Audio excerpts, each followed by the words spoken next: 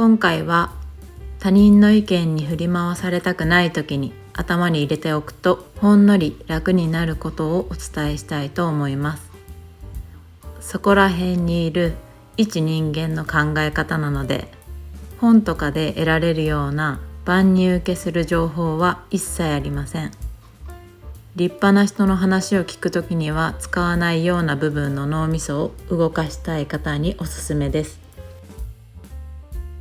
まず大前提なんですけど、人ってずっと同じ考えじゃいられないじゃないですか。どんな人でも毎日少しずつ経験が増えていくから常に変化し続けてるじゃないですか。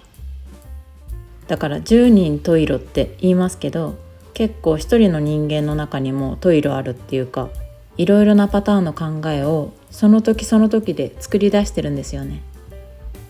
でももう一つの特徴として、人って変化が苦手な生き物でもあるじゃないですか。特に人の変化っていうものには厳しくなりがちだと思うんですよ。言っていたことと違うと非難したくなったり、非難しちゃったがゆえに自分も変化するとき周りが気になっちゃったりして、自分で自分を苦しめることも割とあると思うんです。でもそれ自体は人間の仕組みとして当たり前のことだからいいと思うんですよ。でもなるべく振り回されてる感を感じたくないときは、今回お伝えする仕組みだけ覚えておいて、日々の中でたまに思い出せればちょっと楽になれる時間が増えるのかなと思ったので発信します。一人十色ってさっき言ったんですけど、例えば今自分が足し算できないとして、いきなり掛け算の話をされたらわけわかんないし、なんでいきなりそんな難しい話するんだろうって悲しくなったり、まず足し算から教えてほしいのにってイライラしたりしますよね。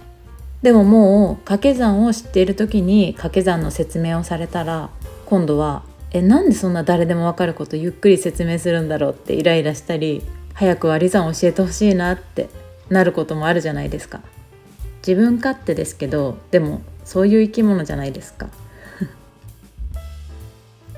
あとは掛け算を知ってるとか知らないとか関係なくて、そこに行く前に誰かに嫌なことをされてモヤモヤしてたら、いつもなら普通に聞ける話もなんか聞きたくなかったり、相手がどうこうとかじゃなくって、今は静かに過ごしたいなとか思ってイライラしたりとかするじゃないですか。こうやって同じ人間でも毎日毎時間いろいろなことが複雑に混ざって、その時の反応が出来上がるんですよね。でしかも全員にその複雑なものが常に休むことなく絡み合ってるから、昨日のその人と今日のその人が全く同じ考えを持ってるって思い込んでると、簡単に誤解し合えちゃうし、すれ違えちゃうんですよ。とはいえそれを分かっていたところで避けることはできないんですけど、人間なんでね。ただたまにでいいから、なんか相手がイライラして返事してきた時とかに、この人はこういう考え方なんだなって受け取るんじゃなくて、今はこの考え方なんだなって、そう思うことで、次反応が違う時に、この間と言ってること違うじゃんって自分自身がモヤモヤするっていうことをちょっとだけ減らせるかもしれないじゃないですか。でそれと同時に自分がそういう時も、今の自分はこういう考え方なんだなとか、今はこの反応しちゃうだけなんだなって少し許せるようになれたら、今までよりは落ち込む時間が減ったり、回復が早くなったりして、ちょっと循環を変えられるかもしれないじゃないですか。毎日好循環に回すことは無理でも、今まであった悪循環を少し減らすことができたら、人生全体で見た時にかなり状況は変わってくると思うんですよ。だからその場の反応だけで重いジャッジを下す必要は実はそんなになくて、人の意見はたった一人の中にもたくさんあるってことをなんとなく頭に入れておくだけでも、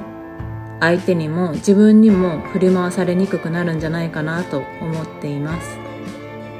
ちなみに今回の内容は一つ前に出した一期ゼロユーロンっていう動画で言おうと思って言い忘れたことなので、合わせてご覧いただけたら幸いです。もちろんそちらもしっかり脳みそを停止しながら見れる内容となっているので、安心してご覧いただければ幸いです。最後までご視聴いただきありがとうございました。